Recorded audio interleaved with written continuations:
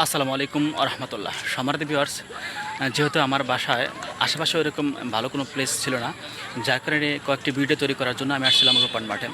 তো ইতিমধ্যে আমি কয়েকবার রূপান মাঠে এসেছি। রূপান মাঠের যে পরিবেশ ছিল অনেকাংশেই ভালো ছিল।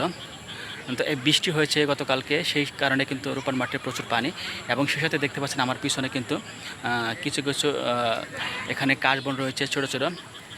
এই কাশবনগুলো কিন্তু অনেক বড় হয়ে গেছে, এবং কাশবনের যে ফুল রয়েছে সেই ফুলগুলো দেখতে পাচ্ছেন এখানে অনেক ফুল ধরেছে। তো আপনাদেরকে জাস্ট একটু এখান থেকে দেখাবো রূপান মাঠের পুরো পরিবেশটা।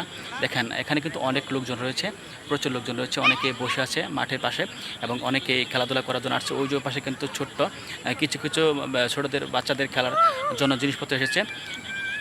ওইখানে কিন্তু অনেক লোকজন রয়েছে। এখানে যদিও লোকজন ওইভাবে ওরকম নেই, কিন্তু কিছু কিছু লোকজন রয়েছে এখানে বসে অনেকে আড্ডা মারছে বিকেলবেলা, যেহেতু একসাথে সবাই আসছে আড্ডা দেওয়ার জন্য, সেই সাথে পরিবারকে নিয়েও কিন্তু অনেকে আসছে আড্ডা দেওয়ার জন্য। জাস্ট এখন দেখেন কাশবনের অবস্থা কি।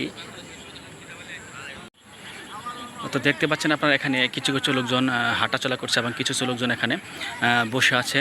ওই পাশে কিন্তু অনেক লোকজন রয়েছে। ওই আপনাদেরকে একটু যদি দেখাই, আমি যেটি একটু আগে বললাম যে ওই পাশের লোকজন বেশি, একটু ওইখানে এখন যাব না, চলে যাব, যেহেতু সন্ধ্যা হয়ে আসছে তার কারণে আমি এখন চলে যাব। এখানে কিন্তু অনেক লোকজন রয়েছে, এখানে দোলনা রয়েছে, বাচ্চাদের খেলার অনেক কিছু রয়েছে এবং খাবার কিন্তু অনেক আইটেম রয়েছে।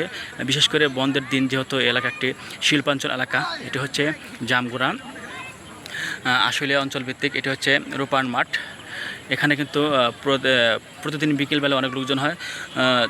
তথাপিও এখানে অন্যান্য দিনের থেকে, যেহেতু শিল্পাঞ্চল এলাকা, এই শিল্পাঞ্চল এলাকার হওয়ার কারণে শুক্রবার দিন অর্থাৎ সহ যে কোনো দিন বন্ধের দিন যদি হয়ে থাকে, সেক্ষেত্রে কিন্তু বিকেলবেলা একটু লোকজনের সমাগম বেশি হয়ে থাকে।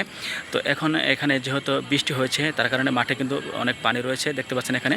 সেই পানির কারণে কিন্তু অনেক লোকজন এখানে আসে না, এবং সেই সাথে এখানে পুরো এরিয়াটা আপনাকে একটু দেখাচ্ছি। দেখেন অনেক দূর এরিয়া।